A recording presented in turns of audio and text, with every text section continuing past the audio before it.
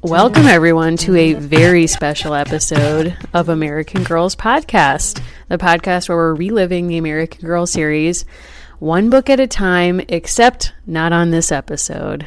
I'm Mary. And I'm Allison. And we're coming to you with a very special mailbag episode today, in large part because I sort of had to make a demand based on the production schedule here. It's a very good reason. I'm going to Ireland next week for my brother's wedding. Very exciting. But I will be away for a while, so I can put this together before I leave. So hopefully you can all have something to listen to while I'm here, there, and everywhere. Just like an American Girl catalog coming into your home when you were 11 years old, we have had the joy of a bunch of you coming into our direct messages and our inbox, and it's our pleasure to be able to talk about some of the questions that you sent along to us. Yeah, I'm excited. We've gotten a lot of great responses and really looking forward to getting into it. Yes. So I want to start by first asking you a question that I feel like is really important. And one of our listeners describes it as a burning question. Are you ready? Yes. So Nostalgia 1279, love that. We're all nostalgic for the Crusades. This is her burning question since listening to the latest episode. Was the seltzer Mary was drinking to ward off sadness polar or no? That's a great question. Now, I need you to know that I am a seltzer addict. I'm full on drinking seltzer all the time. I'm trying to think back to what I was drinking. Right now, I am drinking a polar pomegranate seltzer. So it might have been that, but I don't discriminate. I drink LaCroix.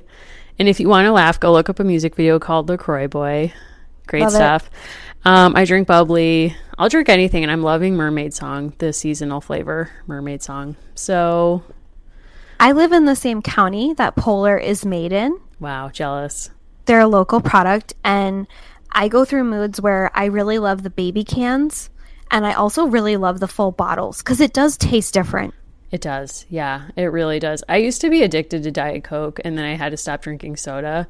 So seltzer was like my gateway drug, and now I don't miss soda at all. I love seltzer, but there used to be you would really notice that with Diet Coke. Like if you had a Diet Coke in a glass bottle, in a chilled glass bottle, that was the absolute best way to drink Diet Coke. I love a warm Diet Coke that's been sitting on the counter. Allison, that is absolutely disgusting. Absolutely. Now, this is almost as bad as your coffee habit, and I am calling you out on this. I'm also an iced coffee addict. I drink it year-round, and I also drink hot coffee. But when I drink a coffee, hot or cold, but in this case hot, I want to drink that coffee pretty soon after I get it. So I let it cool a little bit, but then I'm drinking it, within an hour, okay? Allison will nurse what started its life as a hot coffee for roughly the following 8 hours. I'm going to tell you what was almost a new low. I had a really, really good iced coffee, and I had left the cup at my desk. And the next morning, I was like, No. I didn't because it had been so hot. It's been about 80 in my workspace. But I thought about it for a split second. I was like, the girls probably still got it. No. I don't know. No, Allison, please do not do that. I can't lose you to like a Duncan-related fatality. Thank you. Now, Dollies and Rainbows asks a really great question, which will actually get us into this. Thank you for the seltzer question. Yes, love it. Which is, what made you start the podcast? Well, do you want to start on that one, Allison, or? So there are many hours of figurative tape that lives somewhere in your flash drive of us trying out different things that went nowhere with this. So we've started this podcast 3 different times, right? But then... Well, I'm going to go further back. I'm going to give an answer that's sort of like a history of our friendship and coming forward. So Allison and I did go to the same college. I know we've mentioned this before. We did go to college together, but we did not know each other in college. I remember meeting you once at an organizational meeting for people who wanted to write, history majors who wanted to write a senior thesis. And I thought you were cool, and then I promptly never saw you again. Correct. And we had like a really good friend in common. Still did not know each other. You went straight onto a PhD program. I took a year off. Then you very graciously offered to give me a tour of the place we went to grad school together. I was 10 minutes late. You noted that. Whatever. Moving on. But one of the things we bonded over was, one, we both love pop culture. We take that seriously. But also, I think we approached graduate school and the study of history from a perspective that it doesn't denigrate our ability to practice as historians, to willingly admit to the things that made us want to be historians in the first place. And for me, that was not an academic monograph that I discovered in undergrad or even grad school. It was the books I read when I was a child. Including quite prominently the American Girl series. And I remember we both were in a graduate seminar at different times where we were both kind of denigrated for owning that. Yeah, and I think we've both long had an interest in using the skills that we gained in becoming historians to turn that lens on different things. And people who do not study history professionally love to say, someday historians will have something to say about this. Actually, we have something to say about a lot of topics. We're able to use those same analytical skills. I recently was able to discover a set of records in my professional life that was something people had been looking for a long time, but just weren't sure where it would ever be. I was able to resolve a question that had been debated for several years. And someone said, well, how did you do that? And I was like, this is just literally the thing I'm good at.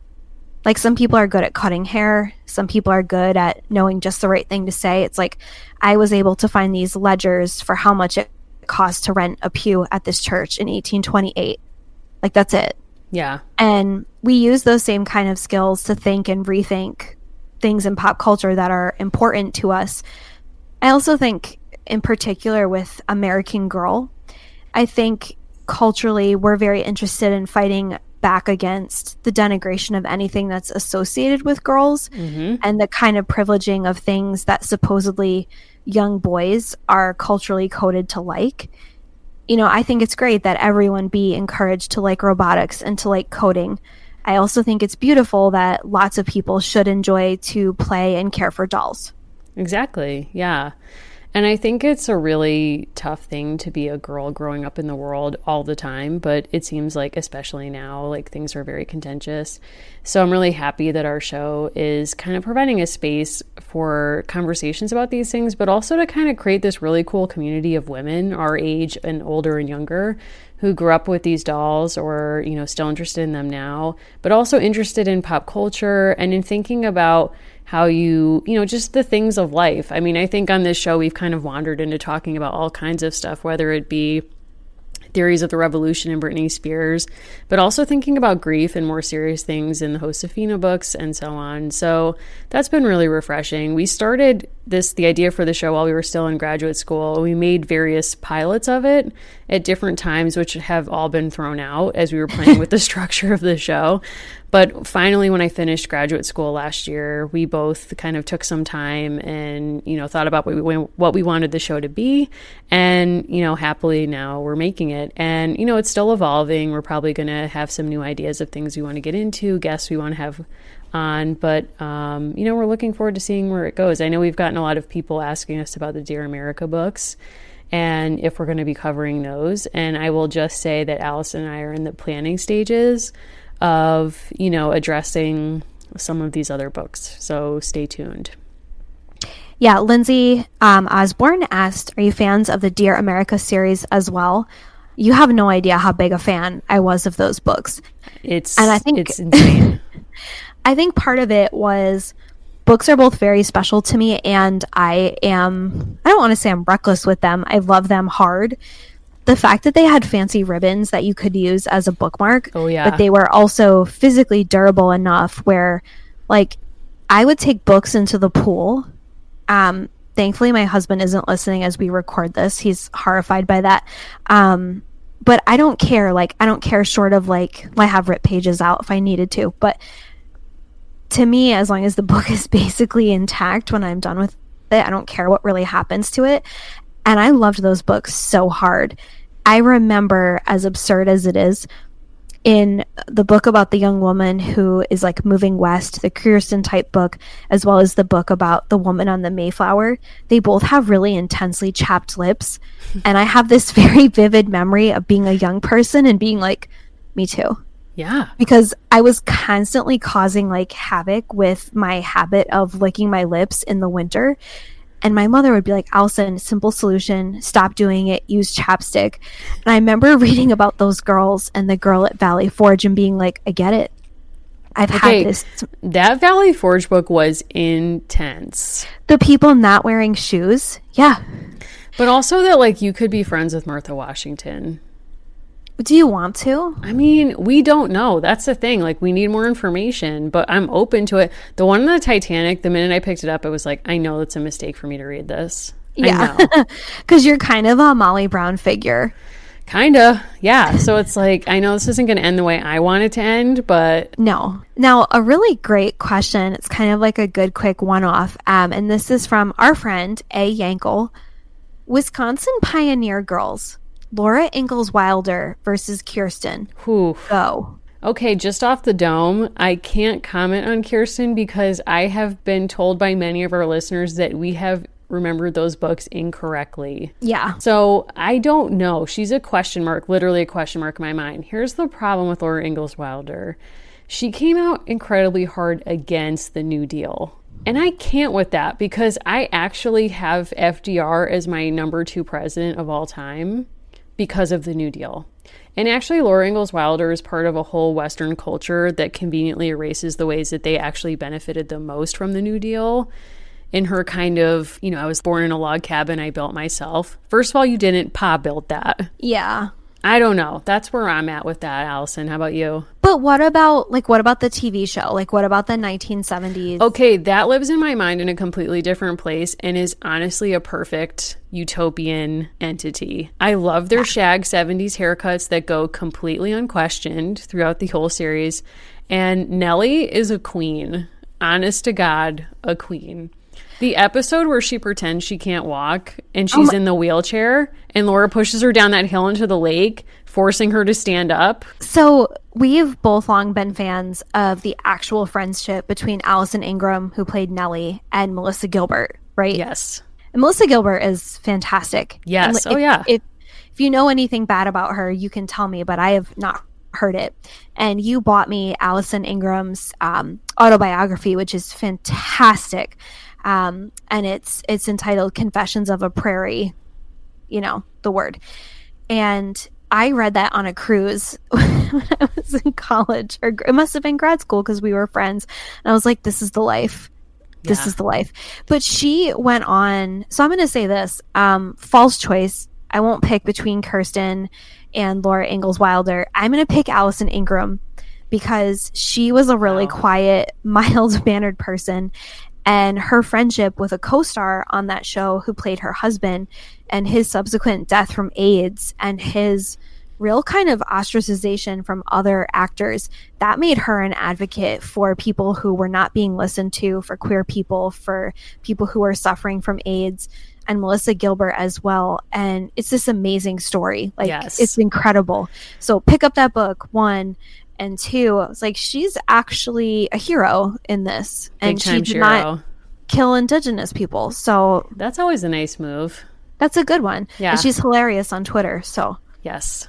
Now, one of the questions we got, which was, what historical girls would have been BFFs with each other? And that's from Kadu. Kadu, that's a tough one. Let me tell you why. I think Josefina, from what I can tell, would probably accept friendship from just about anyone at this point. Like, she's the person who sadly befriends or is befriended by, like, the school bully who just wants to manipulate her or, like, add her to, like, her gang. That makes me nervous, which makes me think that she would fall into the trap of one Felicity Merriman. Yeah. I think Molly would be kind of like down to clown with anybody. That's just my sense. Am I wrong? No, you're absolutely not wrong. With her can-do spirit, they'd all be lucky to be her friend. I think it's easier to spot who wouldn't be friends with one another. Like Addie and Felicity, I don't see that happening because Addie is actually a reader and can sit in quietly and have really deep thoughts by herself and actually thinks before she speaks and acts, which is not the Felicity brand. I think Samantha and Addie would coexist in a suffrage organization, but inevitably the white tears of Samantha would blow up, right? It would blow up into a huge confrontation and Addie would have to walk away. Yeah. It would be really rough. And then Samantha would be like, but you were my black friend. Yeah, like it wouldn't end well. And Nellie would have to smooth things over, her Nellie, for the 100th time. Yeah, wow. Yeah, that would be bad. I don't know about Kaya, but a colleague has been giving me some insight into the Kaya universe, and I'm excited to read her books now. I don't know a whole bunch. I feel like one of the greatest like discoveries yet to come is who Kirsten really is. Yeah, I really don't know. Truthfully, I have no idea. Because it's not Val Tripp, so it's going to be something really different for us. It's not going to be the same experience. And is that what we're doing next? It will be, yeah. So we will have gone from 1774 to 1824 to 1844. Got it. Okay, which well, is that's exciting. exciting. Yeah, that's great. Yeah. Someone asked us, this is Kay-Do again, so we'll do both of her questions. She would love to hear our thoughts on the American Girls Enneagram numbers. Not that it stops us with other things. I don't know that we're qualified to do that. Oh, for sure we're not. But I mean, that never stops us. I don't know. I don't know. I have to look up the letters because I'm not as adept at that. So, like, there's one that's the helper. That's obviously Josefina. Like, we know that. Right. I mean, I'm more of the world of, like, I'm an ISTJ. I forget what you are. What am I? I don't remember. No, I would love if this person has a resource that talks about the Enneagrams. Yeah. Or if they have a doll that could take the test for us. Yeah. Because I don't even get back know to us. I need more information. Yeah, Kay-Do, like, hit us up. Because I'm on a website right now that kind of looks like it might enroll me in a cult, which I'm not like. Got to pull you back from that one. We're not prepared for that yet. This is a double feature. We'll try to keep it. This episode is brought to you by Podcorn. Podcorn is a marketplace connecting podcasters to advertisers for native podcast sponsorships. What does that actually mean? Well, for our purposes, it means that we don't have to run ads on our show for products and services we don't believe in. We take this community really seriously, so we've in an ongoing way been trying to match with products that actually meet our mission and our values and are things that we're proud to support. So Podcorn has been a really wonderful service where we've been able to log on to their site and find a bunch of advertisers who want to work with us that we're excited to work with as well. If you're a creator and you're looking for brands that you might want to work with, Podcorn is a great option. They have a marketplace mission to give podcasters transparency, creative freedom, and control. And you never give up exclusive rights to your podcast. Click the link in our show notes to learn how to sign up and to learn more about Podcorn. That's right. So just head over to podcorn.com and get started today. Together. Related to what we were just talking about, MEB78 asks us, any ideas why people seem to love to hate on Samantha? She was my favorite with a heart.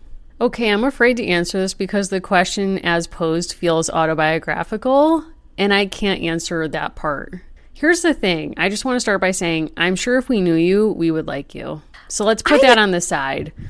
Because if you're a Samantha, don't get it twisted. That doesn't mean we wouldn't like you. I'm sure we would. We have a lot of Samanthas in our lives, and they keep us in check with this show. Yes. So I think, I mean, just being candid, because this is the Mailbag show, it's more fun for us to poke at Samantha and Samantha types because that's the kind of thing that a Molly would do. Right. More than it being like an actual philosophical stance that we have. My sense is it's because she's so fancy that people like to kind of poke fun at her because it's easy. But what if, and also she has like an Irish friend that seems paid to be her friend, which seems to be an ongoing theme. Anyway, what if we get to the Samantha books and we fall in love with Samantha? I'm prepared for that. And speaking of, I want to share something that a listener named Chelsea sent to us.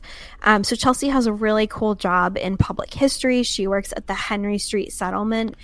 And they actually use Samantha in one of their materials to talk about the real history of their founder and to loop that into a Samantha plotline where she visits a settlement house with Nellie, which is really awesome. That's cool.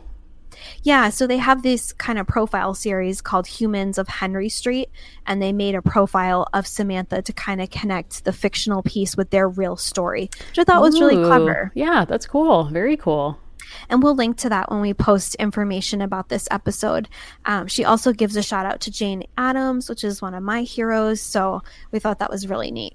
Very, very cool. And we have another kind of Samantha piece that we'll share in a bit because it's amazing, but it requires more attention. Ooh, I'm interested. Yes. But I just want to say, if anyone out there is a Samantha, that's totally cool. Like, I hope we've made it safe to be a Samantha in this OGAG community, because as you can probably tell, I have a very lax memory of any of the plot lines of these books. So I don't even know what I'm hating on when I hate. I just love to kind of tease our friends who are very clearly Samantha's in the same way that I tease them about being Cancers, because I don't really even know what that means. And we mean Cancer in the sense of the astrological sign, not in the way that Demi on Bachelor called another woman the Cancer of the house, just to be clear.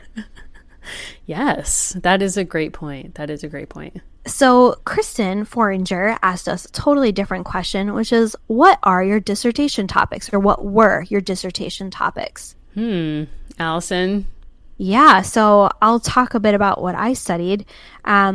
So I was interested in the history of home ec as an academic discipline.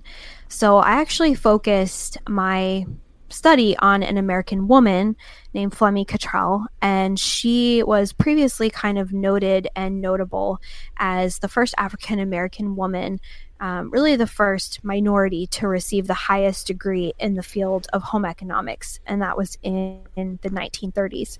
And it was kind of this intriguing entry point to look at why at historically Black colleges this might be a kind of pathway into different careers. And her story really opened up this whole other world of why and how women in a certain part of the 20th century studied home ec and used it to get involved with the Foreign Service, with various kinds of things, like with the American Institute for International Development, the Rockefeller Fund, the Ford Foundation. So just all these different pathways that women used, and kind of defying what you think of as being home ec. Very cool. And I don't do that anymore. So you're welcome to read it. It was a lot of fun to research. I learned a whole lot. I got to travel, and that was really great, and meet a lot of interesting people. But once I was done with it, it just felt like I was done with the story, and I'm happy with it, but it is online and free to read. It's very good. I've read it. I read it in its various forms. You have read it many times. Yeah, I have, but it's very good. I recommend it. I research the history of bibliotherapy, which is the use of books as medicine. So I study it in the United States from roughly 1800 to the present. And you can check out some digital exhibits I've made at booksasmedicine.com. And I'm trying to think. And I do community teaching. So I'm actually teaching a class right now that's called Bibliotherapy and Memoir, where the first part of the class, I talk about a case study in the history of bibliotherapy, whether it be books as medicine in insane asylums in the early 1800s, or books being used as medicine in World War I, and so on. And then we actually have a prompt that asks you to reflect on your life as a reader relating to that case study. And it's a lot of people from the community who are interested in telling their life story. And so that's been a lot of fun. So I still kind of am working around in those kinds of things. Would you prescribe these Josefina books to anyone?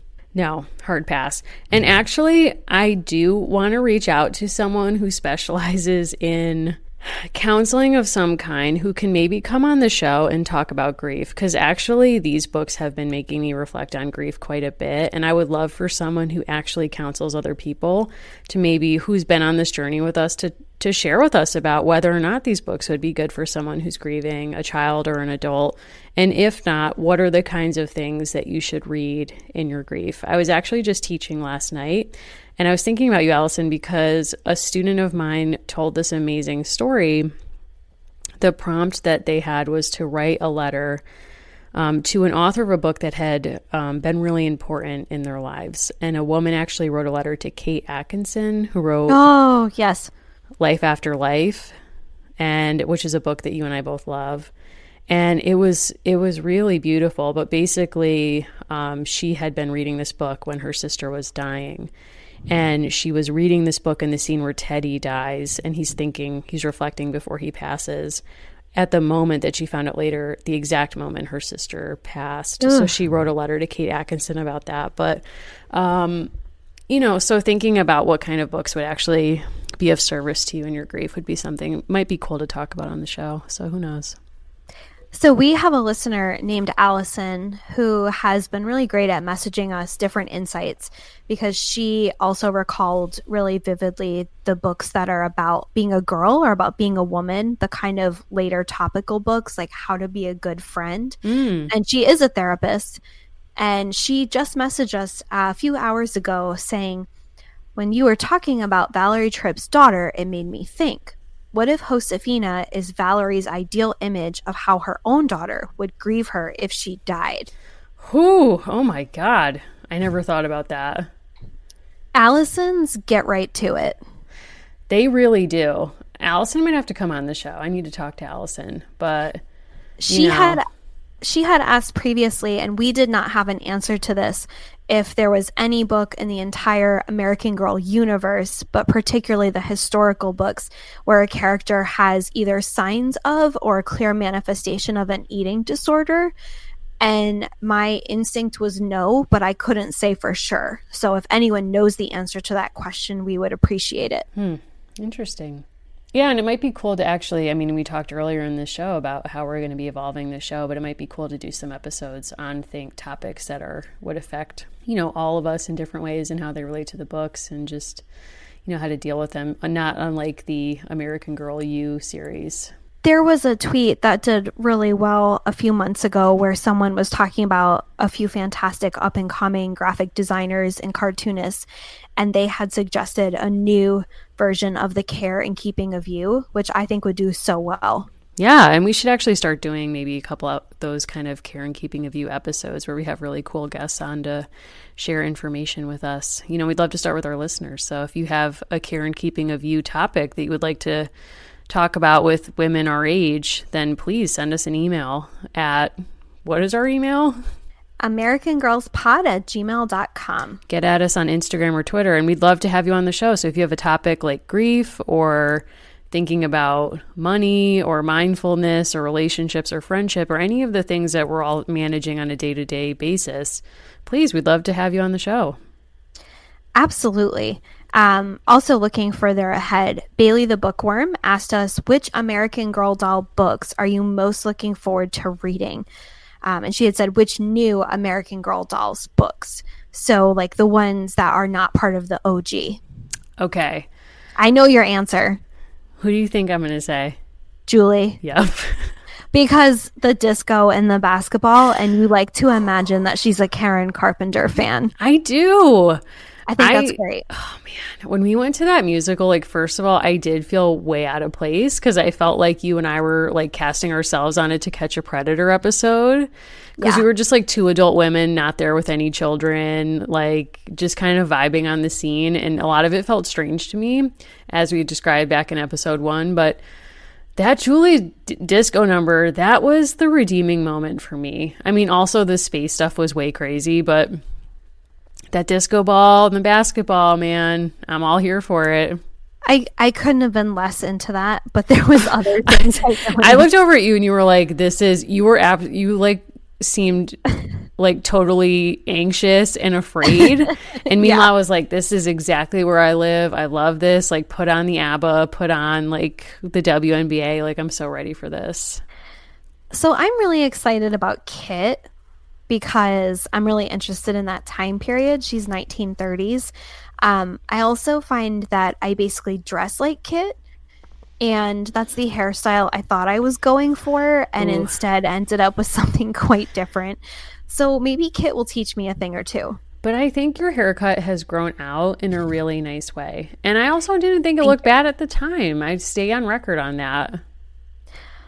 Well, speaking of hair, Melody Bailey bravely asked us about our AG doll care tips. And I think the most we can provide is a what not to do. Yeah. I mean, I think for dolls, as in life, like for yourself, giving yourself a haircut or your doll a haircut is a no-no. And Allison, that isn't like me subtweeting you, but it kind of is, because I have had to tell you preemptively when you've been really stressed out. I know that's your trigger. And I will say to you with no context, please don't cut your bangs. So the day I got this haircut, I was going to text you and tell you that's what I was doing. And then I didn't, because I was like, she's going to tell you no. Allison, but you need that check sometimes. I know. Like one time I remember being in a bathroom with you, like at work, and you were staring at yourself in the mirror, like just kind of like quickly looking at yourself. And I could tell the way you were looking at yourself that you were thinking about cutting your bangs. And I was just like, please stop. Don't do it. Just say no. I know. And that's why my Molly's bangs are all cut and her hair is all split at the bottom. Ooh. There are people who actually really know what they're talking about with dolls, and you should listen to them. Ours were not cared for in that way. But I'm going to say in my defense, like, just as we grew up with these books, our teenage years were saturated with commercials of women who were on screen cutting their bangs, but like mentally choosing to take birth control. Like, that was a trope for years when we were growing up, where it was like, are you a cool woman who takes charge of her life? And it would be like cut to a woman just like making bangs and then going to the pharmacist. You don't remember this? I guess. I mean, I would love to like track back to this and see one of these commercials. I believe you. Like, as a person who made like a really careful choice to have bangs, I was always like, these people are flip-floppers. Because it was women like just creating bangs on a whim. Where there had been none? Where there had been none. So it wasn't sort of like upkeep. It was, I'm making bangs happen today from nowhere? Exactly. Oh, wow. That's a very drastic choice. It is. But as I said to someone recently, I was like, bangs choose you. I mean, as I would say within your teen years and adulthood, bangs choose you. Yeah. Otherwise, it's like sometimes your parents are just like, you're getting bangs. That's true. My active independence was the opposite. I grew out my bangs very dramatically at 12. And by dramatically, I mean it took me like a year to make it happen. But that was my moment where I was like, I'm doing this. These bangs are out. How many hours of your young adulthood were spent using butterfly clips or just like the metal clips to put two pieces of hair back? Okay, my standard hairdo from roughly 6th grade through 8th grade was 2 half ponies held back with butterfly clips on either side, and then I sort of had the rest of my hair long.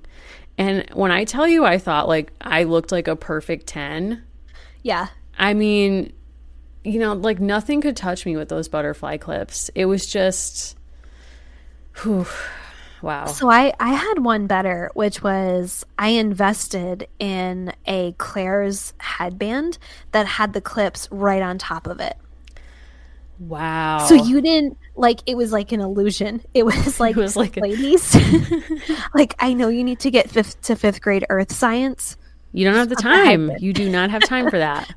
No. You know what I just started watching that I've never seen before is Veronica Mars. Yes. But Veronica Mars has like butterfly clips. It has those like weird belts that seem like almost military grade, but teenage girls were wearing them with like as if you needed 50 holes in your belt, like as if you needed to be that specific about where you looped the belt. Yeah. Man, I think back on those looks and it's wild. I think of the joy and the boundless optimism of a person who's like, I have so much going on and in my Lisa Frank planner that I couldn't possibly affix these clips one by one. No. Hence a headband with all 5. Wow. You don't have the time. You do not have the time. Like, who possibly could? And then watching Jennifer Aniston at her peak, now she's still peaking, on your television and being like, if I get layers, it will look like that. I think everyone thought that. I think everyone who got the Rachel thought it was going to work out for them and then immediately realized the distance between celebrity and ordinary life. The minute the hairstylist wheeled them around to the mirror and was like, here it is. What do you think? But I just want to throw it as a conspiracy, and I would love someone to reach out to me about this. Did butterfly clips happen because Mariah Carey released an album called Butterfly? I think that's the in substance the late 90s. Yeah. of the butterfly effect. Yeah. Wow. Yeah. Okay. Thank you. Now, on a related note, Cornhorse asks, how do you think AG influenced your sense of national identity? And she self-identifies as being British, so she is not American. Okay. I don't think I ever really thought about it in a national sense. I think I thought about it more in terms of identity. It was always about girlhood to me. I think I very consciously, as a young girl, was always looking for role models of girls I wanted to be like. And I think that's what I really liked about Molly, was that she seemed really independent and willing to be different and be kind of courageous. And I really wanted to be that way. I think Dear America seemed overtly more American or nationalistic to me. That's interesting, though, because those are such like one-offs. Yeah, but I think because they're one-offs, they're so bound up, pun unintended, in the historical moment that they're set, that they're more hitting, from what I remember, they hit you way more over the head with the history and the place and the subtext and the overt text. Whereas American Girl, I mean, we're reading Josefina right now. I don't have any sense that she's a part of any kind of, larger historical moment that she's living through. I mean, there's the politics of her family and the local community and her relationship with the indigenous community and so on. And that's very political, but I don't think that would influence my sense if I was reading this at 10 about what it means to be an American. I guess it's like a different question. What are the things that actually make you reflect on what it means to be an American?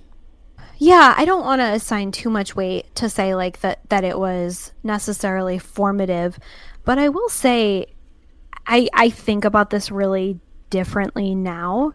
I feel like as a young person, I was very proud to be American. Does that make sense? Mm-hmm. Like we were sort of joking last week about the 4th of July being the Met Ball of Old Navy t-shirts. Yep. Because everyone wears that flag t-shirt on the 4th. But I feel really strongly like we took a lot of road trips when I was a young person, and we visited a lot of national monuments. And I'm aware, even because I interact with young people a lot who are clearly very proud of their country and who are very interested in kind of like moments of patriotism. I do feel differently now. I do think about patriotism as being more of a critical, active stance than I did as a child. But I was very much moved as a child by what I would now think of as like nationalist spaces. I think more than your average kid. Yeah, I remember feeling that way too. And I think growing up in New England, we were somewhat privileged that we could move around to a lot of these spaces without too much difficulty. But I also grew up in a town where they hung a witch at one point. So I remember really thinking about that. I mean, The Witch of Blackbird Pond is set in my hometown of Weathersfield, Connecticut. And I read that book.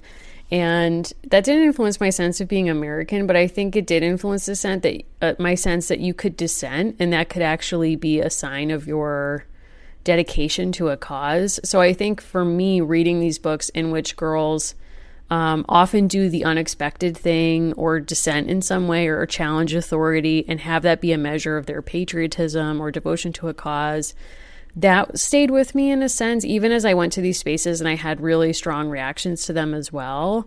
I think I also from these books got a sense that acquiescing or just going with the flow isn't really the sign of someone who's dedicated, but it's someone who kind of works things out for themselves and stays true to those beliefs. I remember that impressing me as a kid.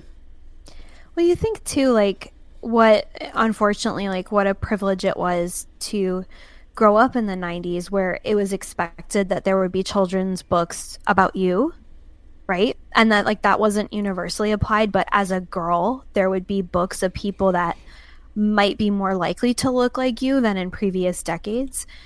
I was at Barnes & Noble a few weeks ago, and it was right around the anniversary of Stonewall, and there was an entire kiosk, and it had books for children, and it had books about Marsha P. Johnson, and it had books about Harvey Milk.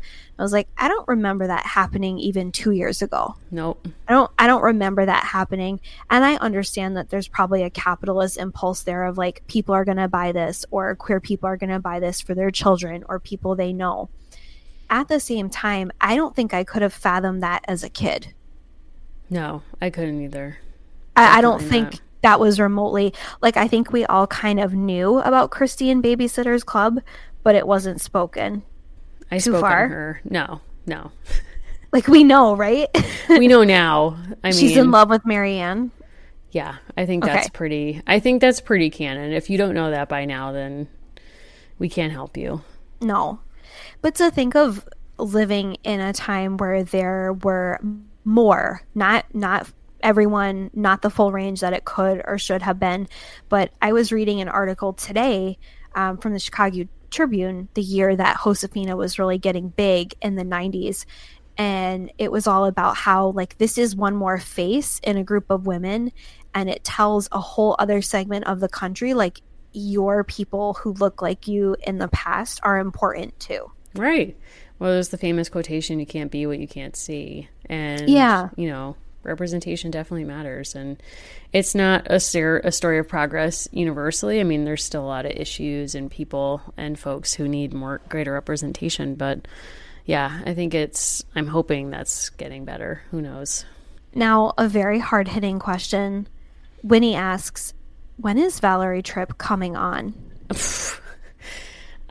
First, I would need to make sure my attorney could be present, and I had a getaway car and a new identity to start a new life ready to go. I think she would actually love to have a conversation with us.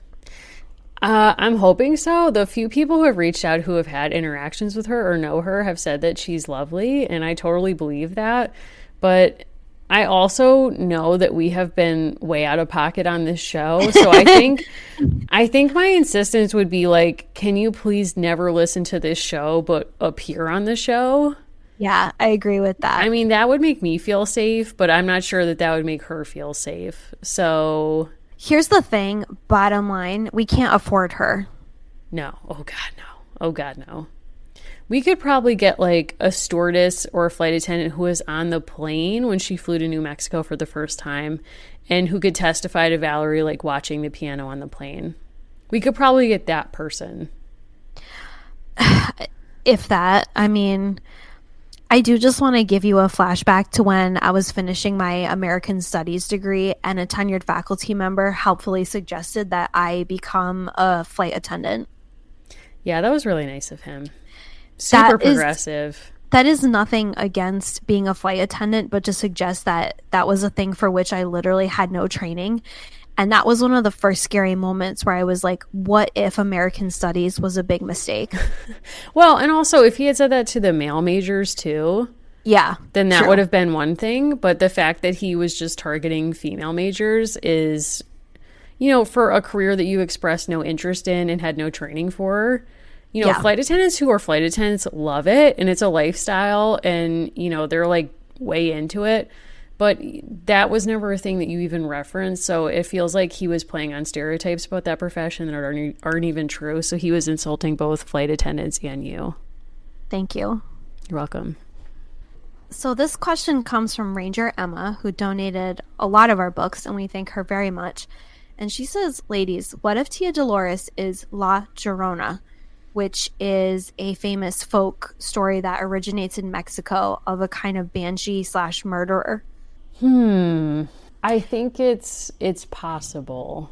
What do you think? I think that Val probably knows about it. I think it's probably incorporated, but I also think the beauty of Tia Dolores is that she never gets caught. There are times when I do think that Tia Dolores does give off Yolanda Saldivar vibes. I'm just going to say that. Or someone messaging us? No one messaged us. That's just me. Oh, okay. Just checking. People can say I'm wrong. That's okay. I can accept that. But it's not good.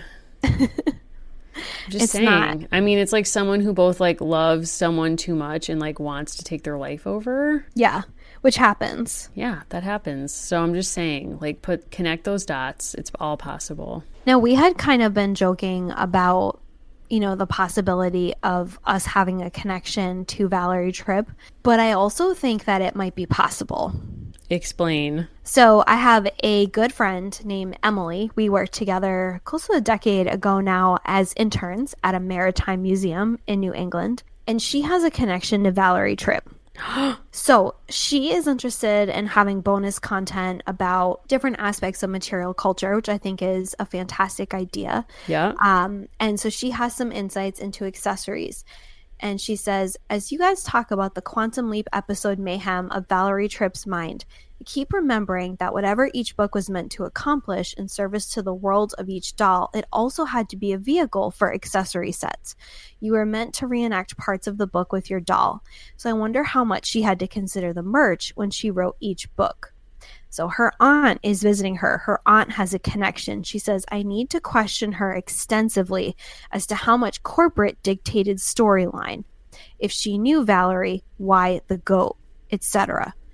Maybe you guys need to collect her oral history. I cannot wait to find out what she knows and what marketing was responsible for. If I may, Emily then switches tracks. She's exactly our kind of person. Next bullet point. Who killed Heyman Lee? Why did Don have fake time cards at Lens Crafters? All caps, was it Don? We won't speculate on that here because I listened to enough legal podcasts, but I think you know my answer. Mm-hmm. Bullet point 2. I also love John F. Kennedy. Bullet point 3. I have been waiting for people to talk about anti-vaxxer Timberlake for months since he felt the need to announce they would not be vaccinating their children. He is a garbage person and it's on brand, but still, I can't. She has a connection to Beale. Listen up. My friend's brother went to Tufts with Jessica Biel and saw them at a mutual friend's wedding years ago. No matter what she does, I just keep seeing her doing cocaine in that scene in Rules of Attraction, where she talks about being bad at birth control because she, quote, did not major in math. Wow. True colors may have been showing. Ooh. Oh my God.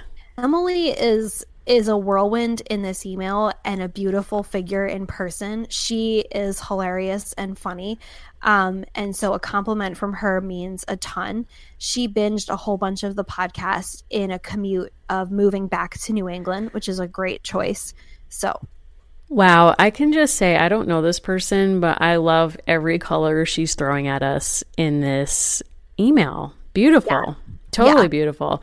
I love that she loves JFK. That's always a good sign. Also love that she's also, thank you for endorsing us calling out Justin Timberlake because, you know, I wasn't really worried to do it. I felt how I felt, but, and I still feel how I feel. I mean, I am so perpetually angry about all of them that I need to take a beat on this, but I want to make this a positive, but he just received an honorary doctorate from Berkeley. And he was inducted into the Songwriters Hall of Fame. Now, another person who was also given an honorary doctorate at Berkeley in the same ceremony and also inducted into the Songwriters Hall of Fame is one Missy Misdemeanor Elliott. Wow. Guess what? These two are not equals. They're not peers. They're No. for sure not peers. I mean, she once asked, is it worth it? Yeah. No. She also once said, beep, beep, I got the keys to the Jeep. No. Now, listener Haley asked us a really important question, and it's something we kind of dance around but aren't always direct about, where she says, can you guys please talk about the AGIG scene? For example, the Insta accounts where the dolls are professionally photographed. And then she sent along an example. Haley, we hear you. We see you. We respect the doll scene. We are not part of it because honestly, we're not there yet in life. No, we can't remotely handle that. I could not stage a photograph of myself that was that polished. Honestly, we talked earlier about one of the inspirations for the podcast. I actually came across a photograph of someone's Molly McIntyre doll. And she was standing holding an umbrella. It was raining in the photograph. And there were these like vulgar rap lyrics put in the comments. And I was like, we have to make a podcast. We kind of have to. Like, we don't really fully understand what's going on AGIG, but we're dipping in and out. We're trying to figure it out. I'm loving that we do respect it. I'm just saying we're not in that world, so we don't fully know the rules or how it works. But I do get inspired when I see people kind of creating their own dolls to fill gaps in historical moments or trends that they want to see represented. Like, I've seen a lot of posts lately about creating dolls in the 80s who have ties to the AIDS crisis. And I think that that's really important work, especially in a place in time like right now when kind of the political climate is, the intention is to largely erase stories of difference or stories when, the government did overlook real suffering affecting lots of citizens. So when AGIG is stepping into the void and telling these stories, I think that's cool. We had a chance to meet. I am excessively doll-verted at a conference, and she's someone who does that. She's made a temperance doll. Yep. Her name is Rebecca. She's fantastic. And another listener named Kate sent us Mandy Makes. Her work is fantastic. She's doing really beautiful, really intricate historical clothing. And she considers herself a vintage maker. So we both totally respect it. And I take some not professional photographs of my dolls as I can, but we know we're just not in their league. We're not. And actually, I got the chance to interview I Am Excessively Doll-Verted at that conference along with 2 other folks. And we do have that tape. I'm cleaning it up. And we'll be bringing that to you hopefully very soon. So I look forward to sharing that. Now, I want to end with a beautiful email that we got from a listener named Corey Anastasia. Great name. We will ask, we do have permission to share, as much as we want to on the show. I may ask if we can just post the whole thing on our website because it's amazing. But it is a 5-paragraph essay on the queerness of Samantha relative to other dolls. And I just want to share with you a tiny bit to give you kind of a tease to make sure that you will listen or seek out the rest. She sent this to me while I was on vacation, and I was in the Shenandoah area and actually lost signal partway through, and I was like, this can't happen. So she gets us started by talking about Samantha. And she says, quote, when we are first introduced to Samantha, she is already presenting as a tomboy, coded language, who is trapped inside of a heteronormative prison of compulsory femininity. One of the most important parts of Samantha's personality is her need to keep secrets from the adults in her life, which is a hallmark of queerness in children. It is also how Samantha is able to push for radical change while presenting as behaving. So I don't remember this next part, but I love the way she talks about it. Quote, we also see her early struggles with the patriarchy, represented in the series by her man antagonist, Eddie. Throughout the series, Samantha is pitted not against individuals, but systems of oppression, and she employs her privilege to navigate these systems. End quote. And there's a lot more, but I want to end with, she gets into Marxism, and it's beautiful, and how she probably would have encountered the triangle shirtwaist. She says, in conclusion, do not be fooled by pinafores. Whether or not Samantha was a lipstick lesbian or a soft butch, her politics and advocacy is what makes her queerness the most effective and visible of the original 5. She may not have worn glasses or stolen breeches, but the heart that beat inside of her chest was that of a radical socialist committed to the downfall of capitalism and its violent inequality. This could not have been held back forever by compulsory long underwear and taffeta dresses. As a final note, when addressing the books on your podcast, I hope that you go over this lesser-known adaptation of the book Samantha Saves the Day. And then she sent us a link, which we'll share. She says, finally, for what it's worth, I do believe that Samantha's relationship with Nellie is deeply queer and more than just a friendship. Cosign. Yeah. Wow. I mean, it can't be Josefina because there's just no friends. Ew, that's a tough one. That's tough. That's tough to sit with that, but that is true. I agree with it. This person is convincing me. I was so firmly in Camp Molly on this one, but I don't know. This essay is great. It's making me think about a lot of things, and the whole Settlement House connection. like obviously Jane Addams and others were having like female companions for life, and whatever went on there, who knows, but I think the letters are pretty charged with romantic language, and so I think she's onto something here, and I'm into it. And we actually had a whole exchange, so there's even more. And I have to say, one of the pleasures of doing this podcast is like we come at this at an 11 and a half and people are like, I see you and I'm at 12. Yep. That's what I want. I did also get a direct message from a listener tonight named Bernard, and he pointed out something that we really should have caught, which was if getting jiggy with it is a kind of fan fiction, how did we not catch that the backup singer saying na na na na na na na could also be Nan?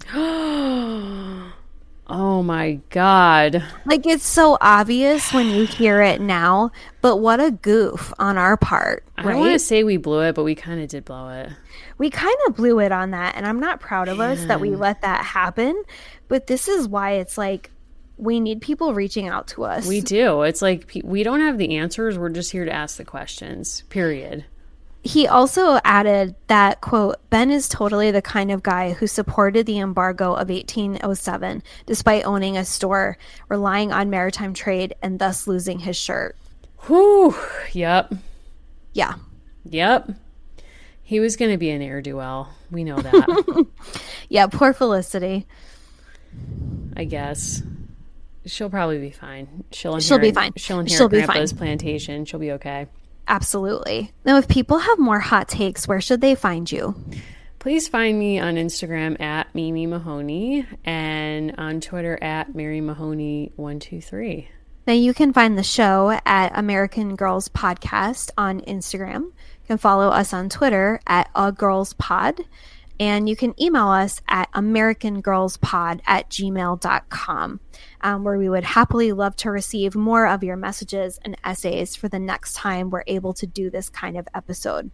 And you can find me at Allison Horrocks on both Instagram and Twitter. Excellent. So this has been very fun. We love hearing from you. Please feel free to message us about really, truly anything and everything. We are not qualified to speak on much, but that won't stop us from offering comments on almost any topic. So truly.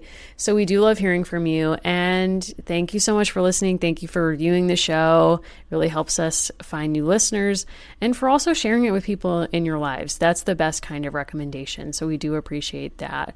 I will say as a final, teaser of where the show is going, we are talking about expanding the show to include some bonus content. Potentially with a Patreon, we're not sure. So if that's something that's of interest to you, please also message us and let us know if that's something that you would like us to pursue. Anyway, thanks very much for listening. Yeah, thank you. Get your Dear America ribbons out. That's all we'll say. That's all we'll say for now. And also maybe some Anne Rinaldi vibes. Oh, yes, please.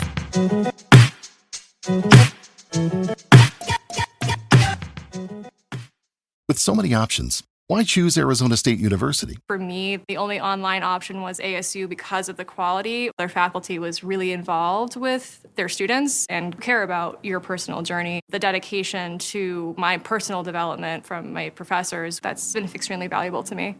Earn your degree from the nation's most innovative university. Online. That's a degree better. Explore more than 350 plus undergraduate, graduate, and certificate programs at asuonline.asu.edu.